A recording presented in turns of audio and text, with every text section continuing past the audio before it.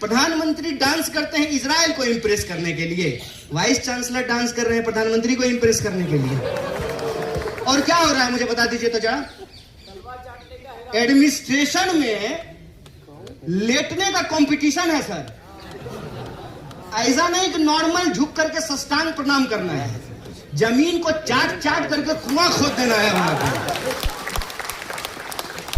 तो एक जेएनयू की संघर्ष की परंपरा और एक यह सिलसिला है, एक जो है ना नमस्ते सदा वत्सले की परंपरा है कि संघर्ष मत करो, माँ बाप के कृपा से अपनी जाति गिना दो, कुल धर्म के नाम से जो है अपना धर्म गिना दो, दूसरे के कर्म को अपना कर्म बता करके अपना अधिकार सुनिश्चित कर लो। माना कि तुम बहुत मेरिटोरियस हो, हम भी थे, हमको कौन सा जो है फ्री में नंबर दे करके जेएनयू एडमिशन हो गया कि तुम नहीं हो, हम भी हैं। देश प्रधानमंत्री नहीं होता है, सिर्फ प्रधानमंत्री नहीं होता, हम भी हैं। विश्वविद्यालय सिर्फ वाइस चांसलर नहीं होता है, हम भी हैं। और क्या मांग रहे हैं? पढ़ने के लिए जा रहे हैं। कौन जाता है? पिटते हैं सारे लोग, आप में से सारे लोग पिटे होंगे पढ़ने के लिए। कौन पढ़ना चाहता है? किसको पढ़ने में मजा आता है? खेलने में मजा आता है, सिनेमा देखने में मजा आता है, रील देखने में मजा आता है, रील बनाने में मजा आता है, पढ़ने में किसको मजा आता है? जबरदस्ती का जो है ना, हमको गरीबी का कहानी मत सुना। हम गरीब थे, अब नहीं है।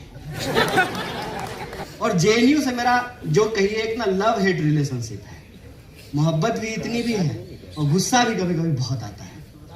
जेएनयू एक सिलसिला है। अगर हम समझते हैं कि जेएनयू एक विश्वविद्यालय है तो शायद हम जेएनयू को नहीं समझ पा रहे हैं। देश में एक यूनिवर्सिटी तो ऐसी है जो आज भी लोगों की रीढ़ की हड्डी को सीधा करता है, जो सत्ता के आंख में आंख डाल करके सवाल पूछता है, जो कहता है कि नहीं मानेंगे, तुम जो चूरन बेचोगे ना वो नहीं खरीदेंगे। क्या चूरन बेच रहे हो? सिक्योरिटी का। अच्छा, यहां लोग जो है बॉर्डर घुस जा रहे हैं बंदूक लेकर के। कहां घुस आए थे? पहलगाम में, और तुम लाइब्रेरी बचा रहे हो। कमाल बात है। ये जो चूरन बेच रहे हो, इसलिए होता कि मॉल में आप सामान खरीदने के लिए जाइए, सामान खरीद लीजिए, कहेगा कि छुट्टा नहीं है, चॉकलेट खा लीजिए। नहीं खाना है मुझे चॉकलेट। यही तो जेएनयू का एटीट्यूड है ना, तुम जो दोगे नहीं लेंगे, और जो हमको लेना होगा वो छीन करके लेंगे। यही तो है। फर्ज कीजिए कल को अगर कम्युनिस्ट पार्टी की सरकार बन जाती ना, तब जेएनयू उस सरकार के खिलाफ लड़ रहा होता। मैं ये बात सामने से कह सकता हूं। बाहर कोई पूछता है जेएनयू की याद आती है? हम बोले आती है, बिल्कुल आती है। जेएनयू नहीं होता तो हम नहीं होते। अब इसमें अच्छी भी बात भी है और बुरी बात भी है। देखिए, समझदार वाइस चांसलर और मूर्ख वाइस चांसलर में क्या फर्क होता है ये हम आपको बताते हैं। तो संघी मेरा जिगरी दोस्त है। संघी जिगरी दोस्त कहता था तुम लोग बहुत खराब लोग हो। हमने क्या? तुम लोग वामपंथी लोगों का यही प्रॉब्लम है। क्या प्रॉब्लम है? ये बाहर के लोग आकर के जो यहाँ पानी ले जा रहे हैं और तुम इनको बढ़ावा दे रहे हो। जेएनयू धर्मशाला है क्या? हम बोले 5 मिनट पहले तुम हमको विधर्मी कह रहे थे। 5 मिनट पहले तुम हमको विधर्मी कह रहे थे और 5 मिनट बाद तुम हमको कह रहे हो जेएनयू धर्मशाला है।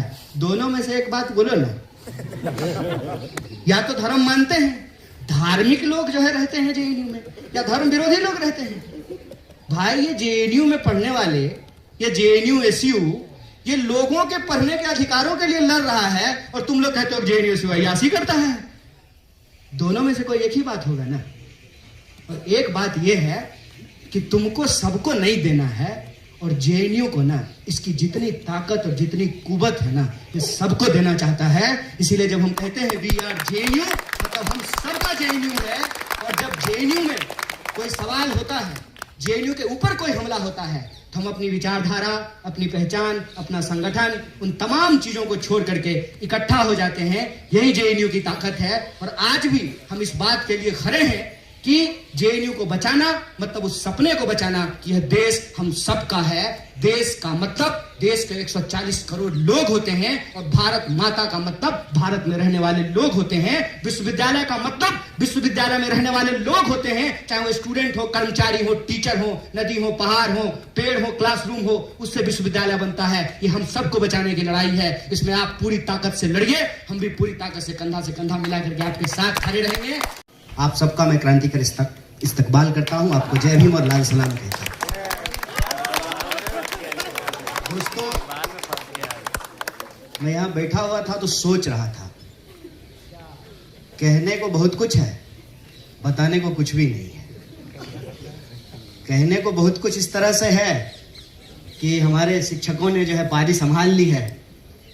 तो एक बात तो सुचिता ने कह दी कि ये अपना आंदोलन तो बता रहे हैं, अपने खिलाफ होने वाला आंदोलन नहीं बता रहे हैं। लेकिन खासियत यही है जेएनयू की, इसीलिए हम आपके बीच आए हैं। आपको कुछ बताने नहीं आए हैं, आप हमसे ज्यादा समझदार हैं और हमको भी आपकी उम्र में लगती थी कि हमको दुनिया की सबसे ज्यादा समझ है और आपको भी लगनी चाहिए कि हम ज्यादा समझते हैं। हम बस इस सॉलिडेरिटी मीटिंग में इसलिए आए हैं कि हमारे लिए कोई करके गया और आप अपनी आने वाली पीढ़ी के लिए कर रहे हैं। जेएनयू एक सिलसिला है। अगर हम समझते हैं कि जेएनयू एक विश्वविद्यालय है तो शायद हम जेएनयू को नहीं समझ पा रहे हैं। जेएनयू एक स्पिरिट है। जेएनयू नाउम्मीदी के इस दौर में एक उम्मीद है, इसलिए हम आपके बीच में आए। और इसमें कोई दो राय नहीं है कि आप जीत जाएंगे। ये जो चारों ऑफिस बेरर हैं हमारे कॉमरेड, आप जीतेंगे। आप नहीं जीतेंगे, फिर जेएनयू जीतेगा। बस मैं आपसे 2-3 बात कहूंगा।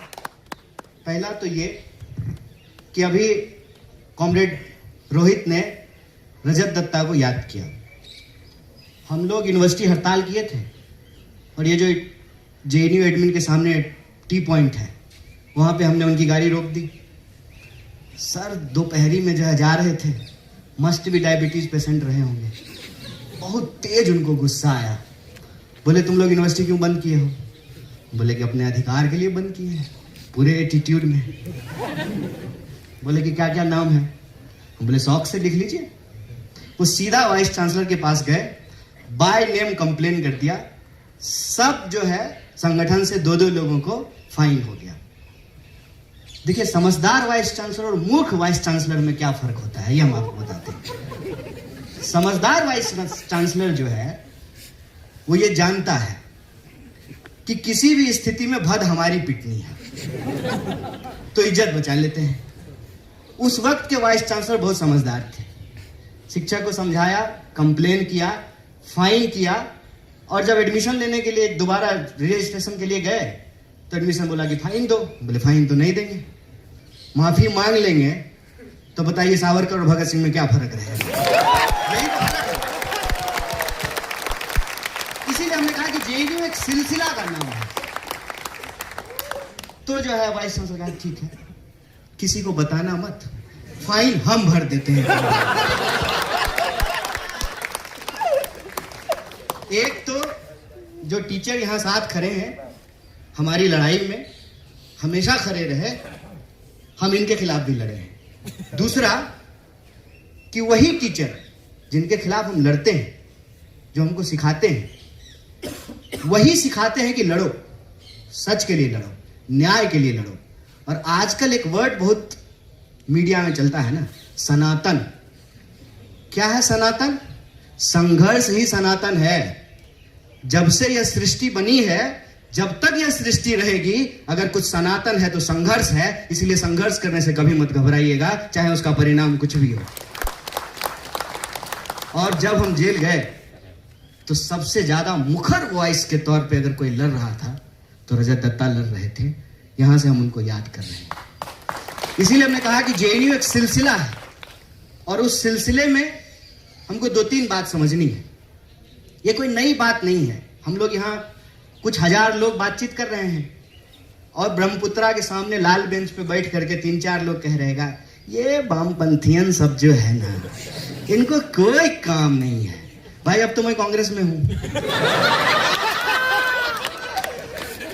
तो ये ना हमेशा होता है, कुछ लोग लड़ते हैं, कुछ लोग उस लड़ाई का फल खाते हैं, और कुछ लोग फल खाने के बाद भी उसका मजाक उड़ाते रहते हैं।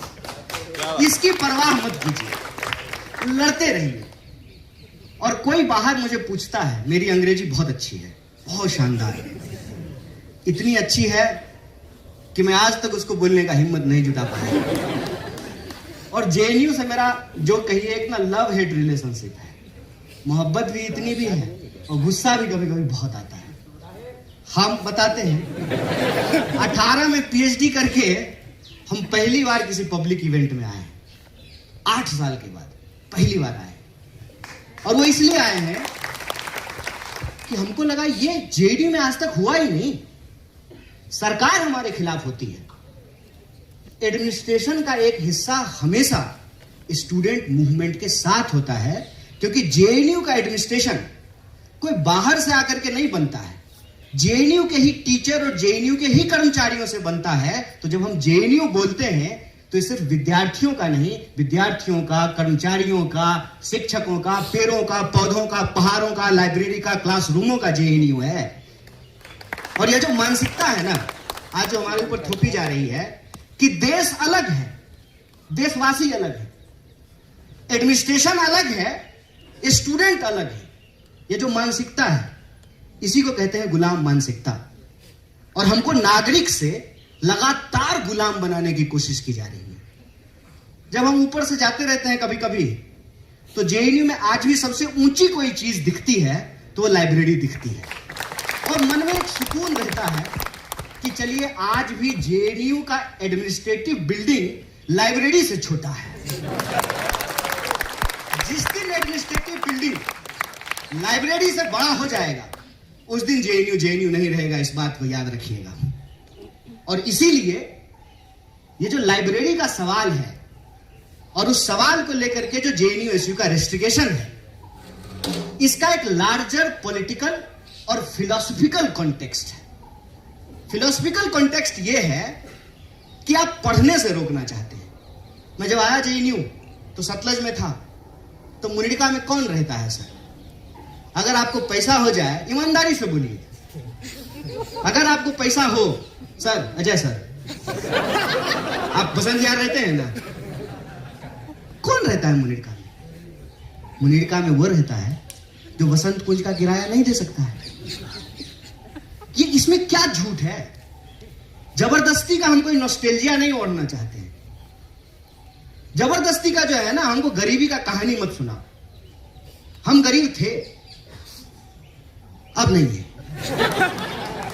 तो ना जबरदस्ती का गरीबी ओढ़ने का बात नहीं है, सच्चाई की बात है। तो क्या देश सिर्फ एक तरह के लोगों का होगा कि सब लोगों का होगा? क्या यूनिवर्सिटी सिर्फ एक तरह के लोगों की होगी या सब तरह के लोगों की होगी? यही सवाल है। और देश मतलब क्या? हिमालय, समंदर, नदियां, या देश में रहने वाले लोग? ठीक उसी तरह से विश्वविद्यालय का मतलब क्या? सिर्फ वाइस चांसलर, एडमिनिस्ट्रेटिव बिल्डिंग, सड़कें, या जेएनयू में रहने वाले लोग? जेएनयू में रहने वाली वो तमाम चीजें। बाहर कोई पूछता है जेएनयू की याद आती है? हम बोले आती है, बिल्कुल आती है। जेएनयू नहीं होता तो हम नहीं होते। अब इसमें अच्छी भी बात भी है और बुरी बात भी है, इसीलिए हमने कहा कि लव हेट रिलेशनशिप है। तो बता क्या खास है जेएनयू का? और ये मैं मेटाफोरिकल नहीं बोल रहा हूं, इसको मेटाफोरिकली मत समझिएगा। हमने कहा कि जेएनयू का मतलब यह है कि हमने अपनी आंखों से गिलहरी, कबूतर, बिल्ली और कुत्ता एक साथ खाना खाते हुए देखा है। ये मैं मेटाफोरिकली नहीं बोल रहा हूं। बिहार का एक सुदूर देहात का आदमी हिंदी भी जोड़ जोड़ करके बोलता है, हिंदी बोलते बोलते भोजपुरी बोलने लगता है। वो अंग्रेजी की पीएचडी स्कॉलर केरला की लड़की से शादी किया है। बताइए जेएनयू में ही संभव है? नहीं है।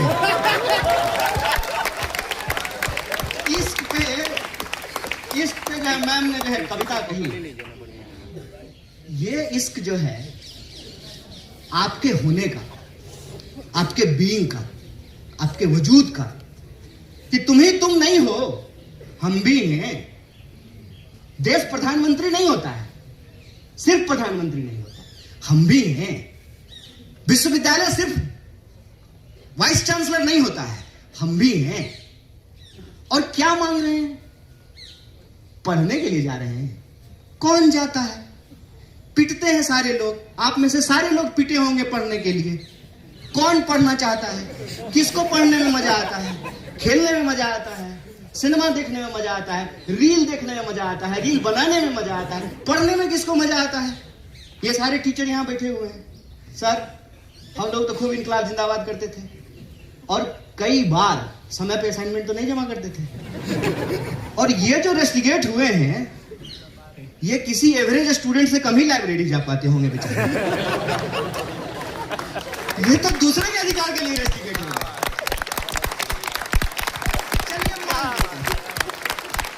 चलिए मान लेते हैं जगह कम है। अरे तो मई की दोपहरी में, जेठ की दोपहरी में ज्यादा से ज्यादा क्या करेगा? भात खा लिया है तो सो जाएगा लाइब्रेरी में, नाक बजाने लगेगा, बगल वाला उठा देगा, ये भाई आवाज कर रहे हो, और क्या ले लेगा? मुनीरका में कौन लोग रहता है? ये हमेशा से हम सुने हैं, इसीलिए बात हम बोल रहे हैं। ये पीछे किसी चाय की दुकान पे, लाइब्रेरी कैंटीन में, कहीं किसी हॉस्टल के सामने बैठ करके, ताप्ती के सामने, कहीं 5 लोग, क्या हो रहा है? अरे आए हैं कुछ लोग नेतागिरी छाटने, इनको कोई काम है क्या? और उनको बड़ा काम है, यहां से निकल करके पता नहीं क्या कर लिए हैं। हम सबको देख रहे हैं, सबको देख रहे हैं, ठीक है? तो ये हमेशा से बोलते हैं। वो क्या करते, मैं सत्तर रहता था, लोग पानी का ठंडा बोतल सब भर करके लेके चले जाते थे। कुछ लोग गेट पे खड़ा हो जाता था, हटाओ, निकालो पानी, तुम पानी पी जाओगे तो हम क्या पिएंगे? अरे तो तुम नहाओगे क्या कूलर के पानी से? एक बोतल कोई पानी भर करके चला गया, क्या बिगड़ जाएगा? ये मानसिकता का सवाल है। और आपने अंग्रेजी में कहा ना फ्यूडलिज्म, तो मत इतना भारी जार्गन तो मैं इस्तेमाल नहीं करता हूं सर। हमको मिल गया, दूसरे को नहीं मिले, ठीक है? और कुछ लोग तो ये जन्म के आधार पे ले लेते हैं। बताइए, देखे एक वीडियो, एक महिला अपना जाति बता रही थी। हमने कहा दोस्त, इसमें तेरा क्या रोल है? मम्मी पापा को थैंक यू बोलो ना। किसी के पैदा होने में, बताइए मेरे पैदा होने में मेरा क्या रोल है? अब उसके आधार पर मुझे कुछ मिल गया है तो ये गिनाने वाली बात है। और मजेदार बात जान लीजिए, सिर्फ इतने तक नहीं रुकते हैं, और दूर चले जाते हैं, कोई और महान चीज से अपने आप को जोड़ देते हैं। राम परशुराम, कोई ऋषि मुनि, पता नहीं कहां चले जाते हैं। अरे कुछ अपने लाइफ में भी तो पैदा कर लो, कुछ अपने जीवन में अचीवमेंट कर लो, ताकि अपना परिचय बता सको। माना कि तुमने मेहनत करके जेएनयू में एडमिशन लिया, बहुत धन्यवाद, तुम्हारी काबिलियत, तुम्हारे मेरिट को सैल्यूट। तुम उतना ही मेरिटोरियस है जितना मेरिटोरियस देश के प्रधानमंत्री हैं, माना। और इतना मेरिटोरियस है कि इजराइल के प्रधानमंत्री को इंप्रेस करने के लिए डांस कर रहे हैं। हमने कहा देखिए यही ट्रेडिशन है। अब देखिए दो सिलसिला है, एक सिलसिला जेएनयू का सिलसिला है। यहां श्रीमती इंदिरा गांधी के बारे में बोला जा रहा था और हम चुपचाप सुन रहे थे। यह जेएनयू का सिलसिला है। और एक सिलसिला आदरणीय वाइस चांसलर, क्या नाम है उनका? अच्छा, शांति श्री। तो एक तो और तो कुछ समय के बाद से ना ऐसे वाइस चांसलर आ रहे हैं सर कि उनका नाम लेने के लिए डिक्शनरी खोलना पड़ेगा। तो एक उनका सिलसिला है, जेएनयू के विरोध का सिलसिला। ये आइडिया का लड़ाई है। उसमें क्या है ना कि प्रधानमंत्री डांस करते हैं इजराइल को इंप्रेस करने के लिए, वाइस चांसलर डांस कर रहे हैं प्रधानमंत्री को इंप्रेस करने के लिए। और क्या हो रहा है मुझे बता दीजिए तो जरा। एडमिनिस्ट्रेशन में लेटने का कंपटीशन है सर। ऐसा नहीं कि नॉर्मल झुक करके साष्टांग प्रणाम करना है, जमीन को चाट चाट करके कुआं खोद देना है वहां पर। तो एक जेएनयू की संघर्ष की परंपरा और एक यह सिलसिला है। एक जो है ना नमस्ते सदा वत्सले की परंपरा है, कि संघर्ष मत करो, माँ बाप के कृपा से अपनी जाति गिना दो, कुल धर्म के नाम से जो है अपना धर्म गिना दो, दूसरे के कर्म को अपना कर्म बता करके अपना अधिकार सुनिश्चित कर लो। माना कि तुम बहुत मेरिटोरियस हो, हम भी थे, हमको कौन सा जो है फ्री में नंबर दे करके जेएनयू एडमिशन हो गया था। सर आप इंटरव्यू में थोड़ा भी मदद किए थे हमको। इंटरव्यू दे दिए तो कहते हैं पटनायक सर पहले क्यों नहीं बताया जी। बोले पहले बताते तो क्या होता। नहीं नहीं वैसे ही पूछ रहे हैं, वैसे इंटरव्यू तुम्हारा बहुत अच्छा गया है। बोले बहुत अच्छा टीचर है, इंटरव्यू के बाद कह रहे हैं। आप सभी तो मेरिटोरियस है ना, ये चारों जो जीत के आए हैं ये मेरिटोरियस नहीं है। ये भी तो आए हैं एडमिनिस्ट्रेशन का एग्जाम दे करके, ये भी तो एंट्रेंस निकाल करके आए हैं, ये भी तो पढ़ते हैं। इनको कौन से अनुकंपा पे एडमिशन हो गया है। तो हम प्रवेश कर गए हैं, ट्रेन में हमको जगह मिल गई है, दूसरे को नहीं बैठने देना है। ये वही मानसिकता है। किसी तरह से मेरिट नहीं भी हो, जात दिखा के धर्म दिखा करके पांव पकड़ करके सत्ता के सामने नतमस्तक हो करके कोई जगह पा लिए हैं, दूसरे को नहीं घुसने देना है। ये वही मानसिकता है। ये वही मानसिकता है जिसमें द्रोणाचार्य ने ये तय कर दिया कि अर्जुन को तो सिखाएंगे, एकलव्य को नहीं बताएंगे। ये वही मानसिकता है। और यही वो मानसिकता आपको रोज देखने को मिलेगी कि हम सतलज में आ गए हैं ना, हम मुनीरका में रहने वाले कृषि गरीब आदमी को अपने वाटर कूलर से पानी नहीं पीने देंगे। हम जेएनयू में आ गए हैं, हम किसी और को लाइब्रेरी में नहीं पढ़ने देंगे। याद रखिएगा कि आप जेएनयू में ऐसे नहीं आ गए हैं, हम जेएनयू में ऐसे नहीं आ गए हैं।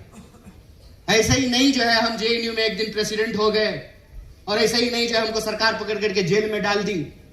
हमारे पीछे लोग लड़े थे, इसलिए कन्हैया कुमार बन करके यहां खड़े हैं। ये जेएनयू ऐसे नहीं बन गया है, कोई इसको बनाया है, कोई इसके लिए लड़ा है। तो मैं जेएनयू के स्टूडेंट से सिर्फ इतना बात कहता हूं, रे भाई नमक हराम मत हो, तुम्हारे लिए कोई लड़ा था, तुम भी आने वाले लोगों के लिए लड़ो। और आज ना ये शुरुआत है, ये वाटर टेस्टिंग है, इस बात को याद रखना। हमेशा भाग जाना आसान होता है।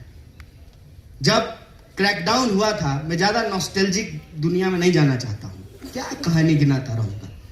आज की लड़ाई है, नया सवाल है और बहुत सारी चीजें बदल गई हैं। मुझे यहीं आकर के बहुत कुछ अजीब लग रहा है। जैसे कि पानी जब मिला पीने के लिए, हमने कहा कि भाई स्टूडेंट यूनियन के प्रोग्राम में आजकल बिस्लरी का बोतल मिलता है, उसके बाद चाय मिला, उसके बाद इनको भी मिल रहा था। हम बोले तो गजब है। और आप जितने लोग सामने बैठे हैं, मैं बमुश्किल किसी को जानता हूं। एक हम अपने शिक्षकों को जानते हैं, लव हेट रिलेशनशिप, और दूसरे वो गार्ड साहब जो हमारे साथ हैं, यही रह गए हैं। उसी तरह से आप भी बहती हुई नदी का पानी है, आज है कल चले जाएंगे। यह परंपरा कायम रहनी चाहिए, यह सिलसिला कायम रहना चाहिए, यह वजूद बना रहना चाहिए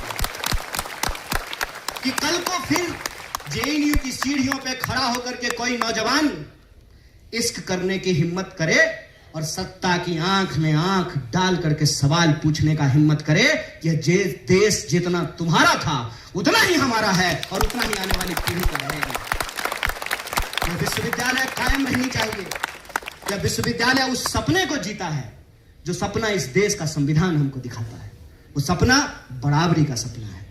वो सपना जन्म के आधार पर किसी के साथ भेदभाव नहीं होने का सपना है। वो सपना हमारी भाषा, बोली, क्षेत्र के आधार पर जो हमारे साथ शोषण होता है, उस शोषण की समाप्ति का सपना है। हम ये नहीं कहते हैं कि समाप्त हो गया। और मैंने कॉमरेड सुचिता को कहा, जानते हैं जेएनयू का मजेदार बात क्या है? अभी तक तो 2 ही पार्टी सरकार में आई है ना, तो 2 ही पार्टी का लोग विरोध किया है। फर्ज कीजिए कल को अगर कम्युनिस्ट पार्टी की सरकार बन जाती ना, तब जेएनयू उस सरकार के खिलाफ लड़ रहा होता। मैं ये बात दावे से कह सकता हूं, मैं दावे से ये बात कहता हूं। और क्यों मैं ये बात कहता हूं? जब 2011 में मेरा एडमिशन हुआ सर, 12 में जो है चुनाव हुआ, सुचिता प्रेसिडेंट बनी, हमारी प्रेसिडेंट बनी थी, हम लोग एक दूसरे के खिलाफ लड़ रहे थे। 18 में जब हम पीएचडी सबमिट करके निकल रहे थे तो बालाजी प्रेसिडेंट बना था। उसके बाद जो आपस में लड़ते थे, आपस में जो है एक साथ यूनियन बना लिए हैं। बताइए, आयशा और एसएफआई मिल करके चुनाव लड़ रहा है। जिन्होंने ये बात नहीं देखा उनको तो आइडिया ही नहीं है फिर कि फ्री थिंकर क्या हुआ करता था। और हमारा एक बहुत ही बेहतरीन जो है अध्यक्ष हुआ करता था। बड़ी मुश्किल से वो बेचारा आकर के यहाँ हिंदी बोलना सीखा। हम लोग तमिल नहीं सीखे, वो हिंदी सीख गया। वो अपने भाषण में बोला था एक बात जा करके, और मुझे आज तक वो बात याद है। बोला, इधर आकर के लोग बोलता है हम असली लाल है, हम गाना लाल है, ये स्टूडेंट यूनियन है कि एशियन पेंट की दुकान है।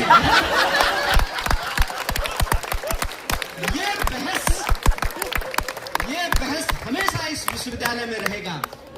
और इसीलिए नेहरू की जो प्रतिमा लगी हुई है, उस प्रतिमा के बाहर एक बात लिखी हुई है, क्रिटिकलिटी को प्रोटेक्ट करना, क्रिटिकल अंडरस्टैंडिंग को आगे बढ़ाना ही विश्वविद्यालय का काम है। हो सकती है कि इसमें बहुत सारी कमियां हो, लेकिन हमको इस बात का गर्व है कि इस देश में बखूबी कोई विश्वविद्यालय अगर इस भूमिका को निभा रहा है तो उसका नाम जेएनयू है। इसीलिए जब हम कहते हैं वी आर जेएनयू, तो हम गर्व महसूस करते हैं। होगी नाराजगी, होगा गुस्सा, लेकिन जब कहते हैं वी आर जेएनयू, तो उस रिश्ते से, उस सिलसिले से, उस ट्रेडिशन से जो है एक नाता बन जाता है। और जब उस पर कोई आंच आती है ना, तो सारी बाधाओं को छोड़ करके मन करता है कि भाग करके वहां जाएं और हवा में लहराती हुई मुट्ठियों को तान करके कहें कि जेएनयू खरा था, खरा है और खरा रहेगा। ये इसलिए खरा रहेगा कि कल को फिर से काला हांडी से खाया हुआ कोई नौजवान जिसको ना हिंदी आती है ना अंग्रेजी आती है, उसको उड़िया बोलते हुए अफसोस नहीं हो। एक बिहार के किसी देहात से आया हुआ नौजवान, नॉर्थ ईस्ट से आया हुआ नौजवान, कश्मीर से आया हुआ कोई नौजवान, केरल से आया हुआ कोई, वो तो हम हैं ही सर, तो ना नहीं young sir, age is number, young is feeling. तो हम ये कह रहे हैं कि वो सिलसिला कायम रहना चाहिए। और ये जो पूरा का पूरा मसला है लाइब्रेरी का, इसको यूं समझ लीजिए कि ये ना वाटर टेस्टिंग है। इसको ये मत समझिए कि फेस रिकॉग्निशन, ये सब डिवाइड करने का कोशिश है। सर्विलांस, सिक्योरिटी, अरे कौन सा वहां परमाणु बम रखा हुआ कि कोई चुरा करके चला जाएगा, फॉर्मूला रखा हुआ है। वो तिरंगा सिनेमा में एक नहीं था कि हमने जो है सर्किट निकाल लिया है, फ्यूज कंडक्टर, कौन सा फ्यूज कंडक्टर वहां रखा हुआ है? कौन किताब चुराता है? किताब ही तो सर एक ऐसी चीज है, कोई चुराता नहीं है, आप कहीं छोड़ करके चले जाइए। तो लाइब्रेरी रोक रहा है, ये अभी लाइब्रेरी रोक रहे हैं। असल बात मैं बार बार जो कहता हूं, देखिए हम लोग एक बड़े नाटक का छोटा सा पात्र है, बहुत छोटा सा। Privatisation of profit, socialisation of loss, monopoly of power. और ये जो एप्स्टीन में निकल करके सामने आ रहा है ना, ये इसकी हकीकत कि दुनिया भर के चोर जो हैं ये एक है, इकट्ठा है और चारागाह बना लेना चाहते हैं दुनिया को। और विश्वविद्यालय उनके आंखों में खटकता है, क्योंकि विश्वविद्यालय आपको सवाल पूछने के लिए सिखाता है, विश्वविद्यालय आपको क्वेश्चन करने के लिए सिखाता है। और जैसा प्रोफेसर पटनायक ने कहा कि टीचर की ताकत स्टूडेंट है, स्टूडेंट की ताकत विश्वविद्यालय का ताकत समाज है। इसीलिए आप बार बार देखेंगे कि विश्वविद्यालय को समाज से काटने की कोशिश की जाती है। यह एक डेलिबरेट अटेम्प्ट था कि जेएनयू को बदनाम किया जाए। और यह बात मैं बार बार कहता हूं कि किसी विधवा की जमीन कब्जा करना हो ना, तो उसको चरित्रहीन और डायन बताना जरूरी है। समाज में उसको लेकर के डर हो कि अपना पति खा गई, अब तुम्हारा पति खा जाएगी। और जब ये डर समाज में कायम हो तो समाज और विश्वविद्यालय अलग हो जाते हैं। फिर जब विश्वविद्यालय पर हमले होते हैं सरकार के द्वारा, तो विश्वविद्यालय के साथ कोई खड़ा नहीं होता है। और असल बात यह है कि ये जो पूरा का पूरा लूट का मामला है, बसंत कुंज जैसी जगह पे, आप में से बहुत सारे लोग हवाई जहाज चढ़े होंगे, ऊपर से जाते हैं, कितना सुंदर लगता है। खाली कंक्रीट ही कंक्रीट है। दो ही जगह ग्रीनरी नजर आती है, एक जगह जहां आदरणीय राष्ट्रपति रहती हैं, दूसरी जगह आदरणीय वाइस चांसलर रहते हैं। क्यों नहीं खटकेगी? सर आप लोग तो घर लिए होंगे ना, बाहर में बुक तो कराए होंगे ना, आप बाहर ही रहते हैं ना, तो सर 3-4 करोड़ में तो फ्लैट मिलता होगा बसंत कुंज में। 4.5 करोड़ में खरीद लिया क्या भाई?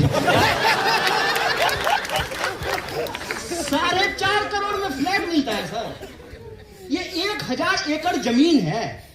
आपको क्या लगता है उनको लाइब्रेरी में घुसने से प्रॉब्लम है? ना ना, आप कालाहांडी से चल करके, नागालैंड से चल करके, कश्मीर से चल करके, बिहार से चल करके, आप जो तमिलनाडु से चल करके यहां आकर के पढ़ते हैं और यहां पर रह रहे हैं। वाह, कमाल बात है। सड़क के इस तरफ जो है इतना सस्ता जो है, आप जो है खुले आसमान के नीचे जो है ना ओपन बार का मजा ले रहे हैं, और सामने जो है एक एक गिलास का जो 500-500 रुपया देना पड़ रहा है। सामने मॉल है ना, कैसे बर्दाश्त करेगा लोग? कैसे बर्दाश्त करेगा लोग? इसको आप छोटी लड़ाई मत समझिए, ये आपके पढ़ने के अधिकार पर हमला है। सरकार नहीं चाहती है कि आप पढ़ें, सरकार नहीं चाहती है कि आप सवाल पूछें। और देखिए, हम तो एक पार्टी में हैं जो पार्टी सरकार चलाती है, कहीं कहीं नहीं। मैं आपको एक रूलिंग क्लास मेंटालिटी के बारे में बताना चाहता हूं। पीपल आर बर्डन, लोग बोझ हैं, लोग बोझ हैं, और खास करके गरीब लोग बोझ हैं। और गरीब लोगों को ला करके जेएनयू पढ़ाती है। आप दीजिए ना 50 लाख रुपया महीना, 50 लाख साल, आपको पता चलेगा। हम आए थे सर मगध यूनिवर्सिटी से, आए यहां पे जो है इंटरव्यू देने के लिए। ये बाबा गंगनाथ मार्ग सर हम 3 बार घूम गए, हमको जेएनयू का गेट ही नहीं मिला। हमको लगा कि देश की इतनी बड़ी यूनिवर्सिटी है, कोई शानदार गेट होगा, हम बार बार सामने से गुजर जाएं, हमको जेएनयू मिल गई नहीं। तो हमने एक भाई से पूछे कि भाई जेएनयू कहाँ है? तो बोला कौन सा? बोले कौन सा? एक ही जेएनयू है। बोला नहीं 2 है। बोले 2 है? हमको तो एक ही पता है। बोला एक ओल्ड है एक न्यू है। अब हम कंफ्यूज हो गए, नए में जाएं कि पुराने में? हमने कहा नए में चलते हैं। तब न्यू इंडिया नहीं आया था सर। तब अगर न्यू इंडिया होता तो क्लैरिटी होती, पहले ही बोल देते न्यू में। तो बोले न्यू में। तो वापस इसी गेट पे बोले हम यहां से, तो हम 3 बार गुजर गए। वहां गए हम डरते डरते, अभी हमारे गार्ड साहब हमको इतना प्यार से बतियाए हैं, ठीक है ना। गार्ड के पास हम डरते डरते गए। गरीब आदमी ना पहले से डरा रहता है कि कोई डांट ना दे, कोई ह्यूमिलिएट ना कर दे, कोई भगा ना दे, कोई मुंह पे दरवाजा ना बंद कर दे। ये होता है, कॉन्फिडेंस नाम का कोई चीज होता है। एक आध साल यहां रहने के बाद समझ में आया था। तो डरते डरते गार्ड के पास गए कि डांट ना दे। हम बोले कि जेएनयू यही है? बोला जी यही है। बोले इतना आदर से बात कर रहा है, ये तो मनुष्य समझ रहा है। आपको कहां जाना? ये हमको आपको कह रहा है। हम बोले सर। बोला सर मत कहिए। बोले नहीं आप सर हैं, हमको सबको सर कहने की आदत है। बोला कि यही जेएनयू है, कहां जाना है? हम बोले इंटरव्यू है हमारा। हम इंटरव्यू देने ऐसे आए थे जैसे एमआर का नौकरी करने के लिए आए हैं। बढ़िया टक करके पेंट में सर शर्ट पहन करके आए थे, हवाई शर्ट पहन करके। तो ना एक आदमी को रोका, वो सीनियर रहे होंगे। बोला कि इनको जरा छोड़ दीजिएगा एड ब्लॉक। हम पीछे बैठ गए। हम उसको बोले कि किराया भी लीजिएगा क्या? बोला नहीं भाई किराया नहीं लेंगे, हम भी यही पढ़ते हैं। हो गया एडमिशन। पहला दिन क्लास में गए, प्रोफेसर मालाकार थे, आए क्लास में, वो आए, हम खड़े हो गए, बाकी सब बैठा हुआ था। बोले खड़े क्यों हो गए? हम बोले सर आप आए हैं क्लास में इसलिए खड़े हो गए।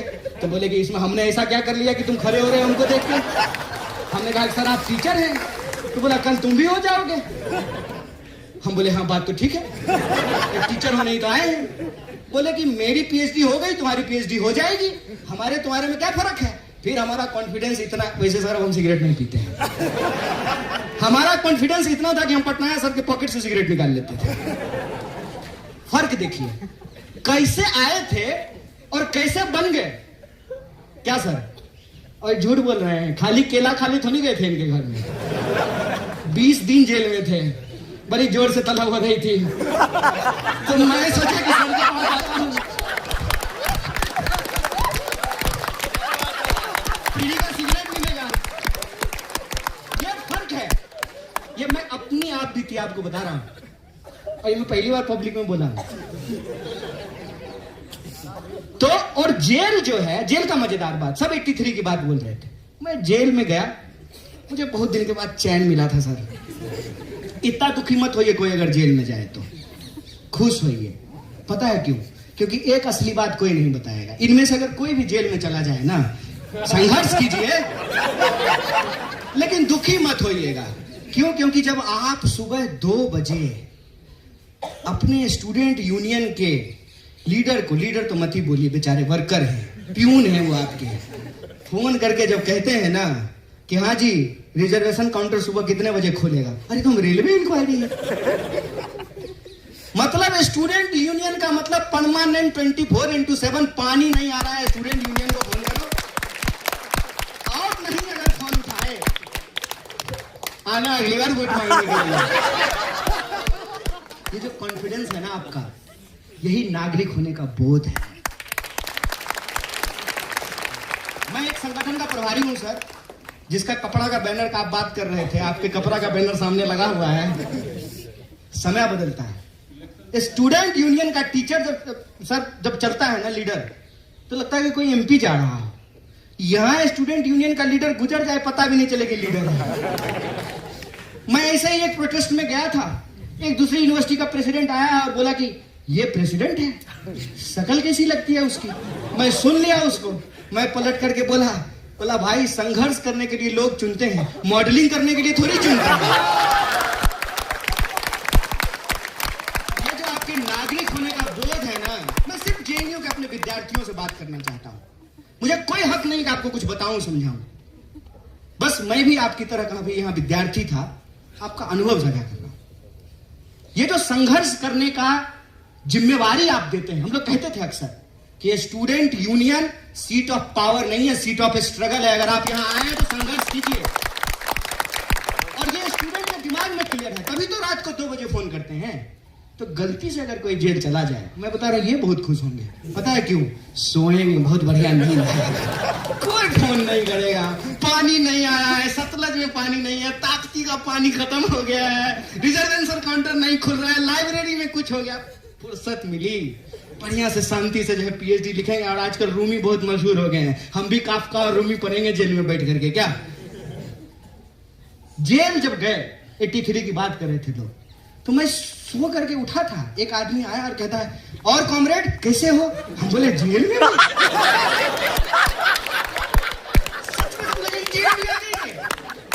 वो आदमी आया, बोला कि अरे घबराओ नहीं। बोले नहीं घबरा तो नहीं रहे, घबराना होता तो जेल में थोड़ी होते, घबराना होता तब थोड़ी जेल में होते। घबरा गए तब कहां? घबरा गए तो सरकार में होते, जेल में थोड़ी होते।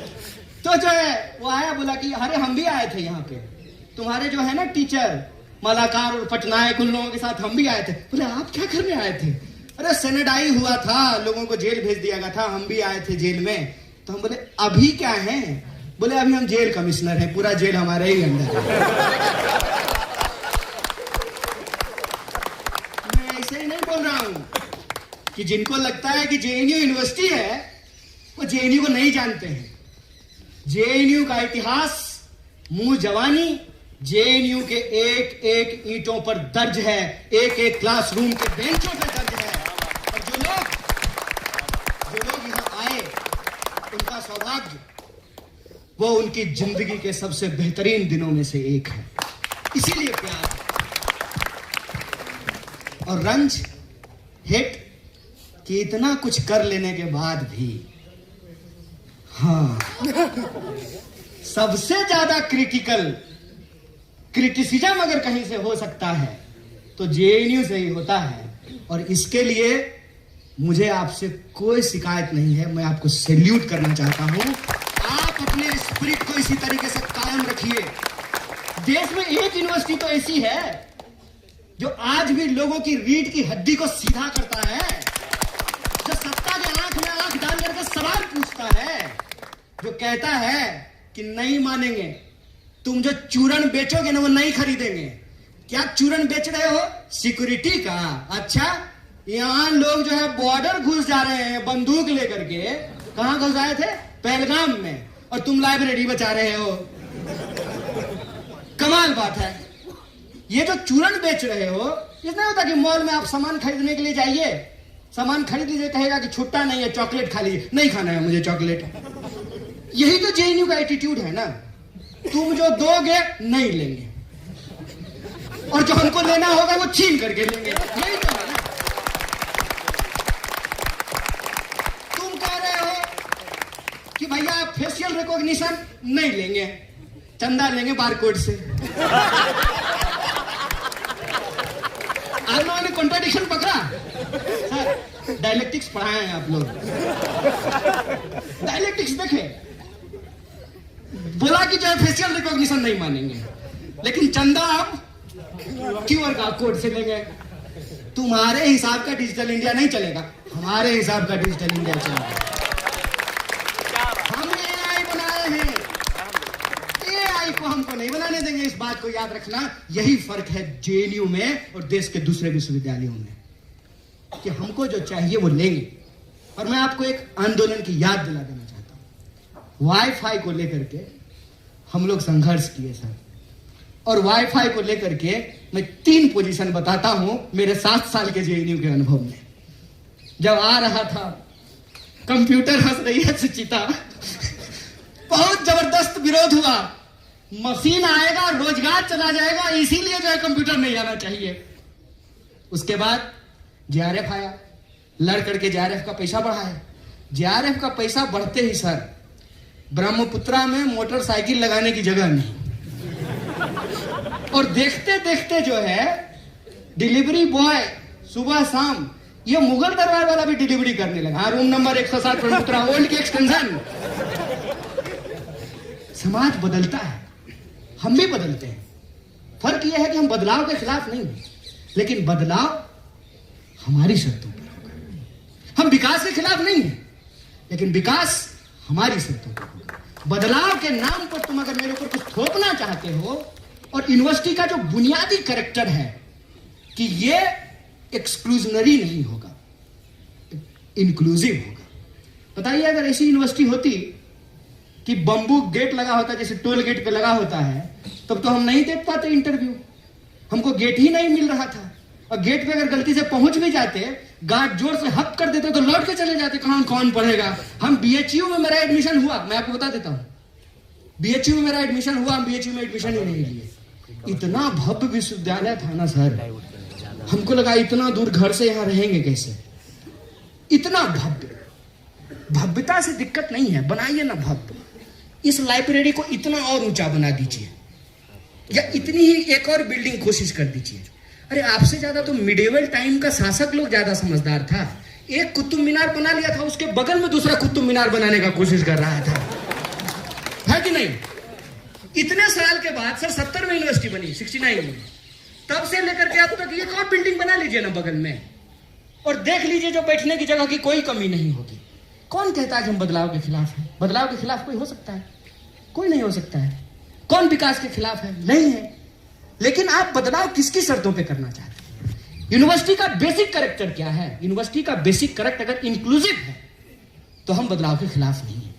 यूनिवर्सिटी का बेसिक कैरेक्टर अगर एक्सक्लूसिव है तब हम बदलाव के खिलाफ होंगे, क्योंकि वो बदलाव हमारे लिए नहीं है। वो बदलाव फिर प्रधानमंत्री का विकास मतलब देश का विकास ना भैया। प्रधानमंत्री का विकास मतलब देश का विकास नहीं होता है। प्रधानमंत्री के चढ़ने के लिए 8,500 करोड़ का हवाई जहाज है, इसका मतलब इस देश के तमाम लोगों को चढ़ने के लिए 8,500 करोड़ का हवाई जहाज नहीं है। रेलवे में लोगों को टिकट नहीं मिलता है, भूख से लोग मर रहे हैं, सांप काटने से लोग मर जा रहे हैं, और 5 ट्रिलियन की इकोनॉमी बनी है। यहां बैठे हुए इकोनॉमिस्ट इतने बड़े रोहित आजाद, 5 ट्रिलियन की इकोनॉमी है। अब 5 किलो अनाज लेने के लिए 80 करोड़ लाइन में लगे हुए हैं। बताइए देश इतना मजबूत हो गया कि 80 करोड़ लोग कौन है जो 5 किलो अनाज लेने के लिए लाइनों में लगे हुए हैं सर। तुम कहते हो, ये आखिरी बात में बोल रहा हूं, तुम कहते हो कि जेएनयू धर्मशाला बना दें। मेरा एक जिगरी संगी दोस्त है, ये कंफ्यूज मत होना भाई। विचारधारा के आधार पर संबंध नहीं बनते हैं, विचारधारा रहते हैं, विरोध भी रहता है, सहमति रहती है, और सहमति रहती है। ये क्या लगता है ये लोग आपस में नहीं लड़े हैं? खूब लड़े हैं। और आप लोग आपस में नहीं लड़ेंगे? लड़ेंगे। सह अस्तित्व में जीवन है। तो मेरा एक संगी दोस्त था, उससे मुझे बहस करने में बहुत मजा आता है। तो सतलज गेट पे जो है खा करके हम लोग स्पेशल डिनर के पास आ जाते थे, एकदम टहलते टहलते। बहुत समय था ना, उस समय इंस्टाग्राम था नहीं और रील बनाने आता नहीं था, और वाईफाई भी नहीं था सर हॉस्टल में।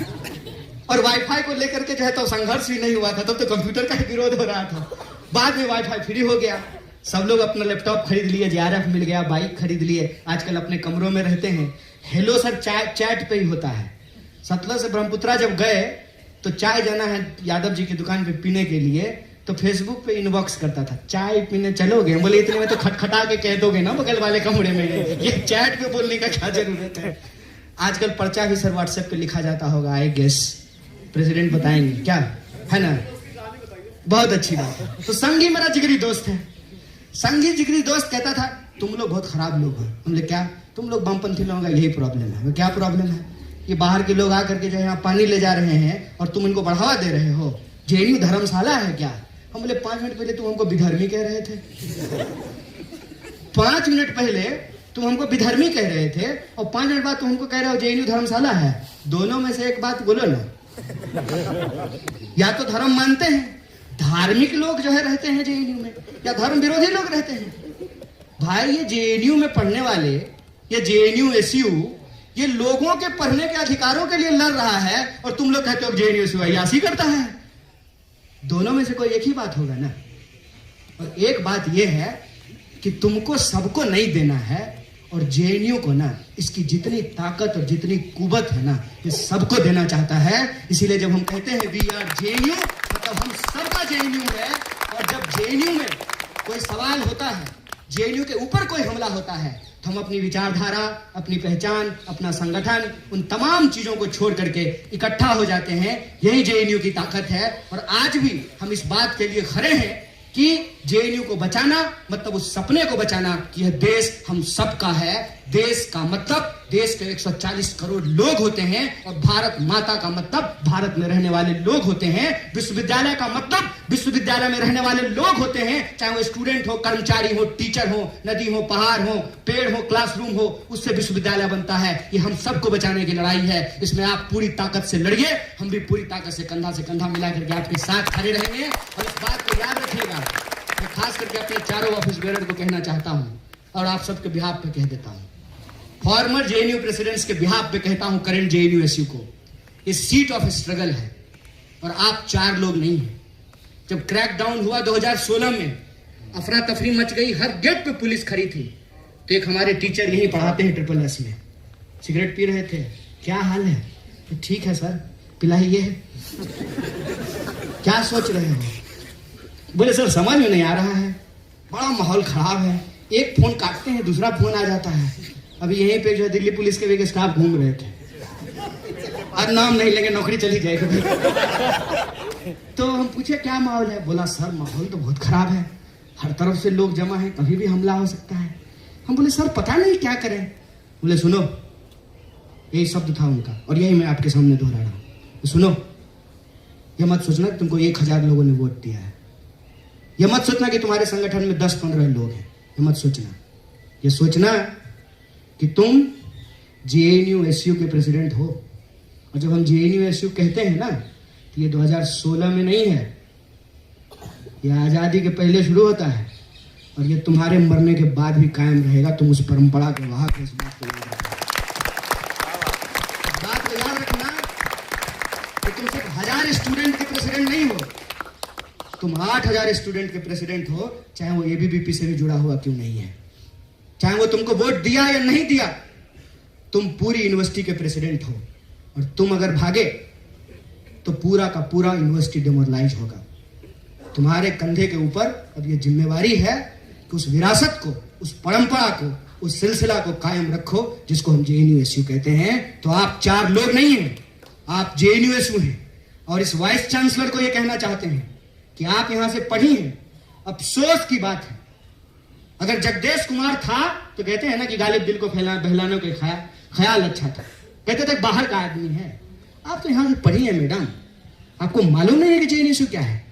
ये आपको क्या लगता है एक संगठन के लोग हैं? और ये बात क्या सिर्फ SSS की सीढ़ियों तक रहने वाली है? आज यहां से हम आपको ऐलान करते हैं कि अगर आप JNU SU को बहाल नहीं करेंगे, पूरे के पूरे JNU SU की विरासत के बिहाफ पे ये बात कहते हैं। जो यूनिवर्सिटी आज यहां पढ़ रहे बच्चों के साथ बनता है और जो लोग पढ़ के जा चुके हैं, उनके बिहाफ पे कहते हैं आपको मुंह की खानी पड़ेगी, आपको JNU SU को बहाल करना पड़ेगा।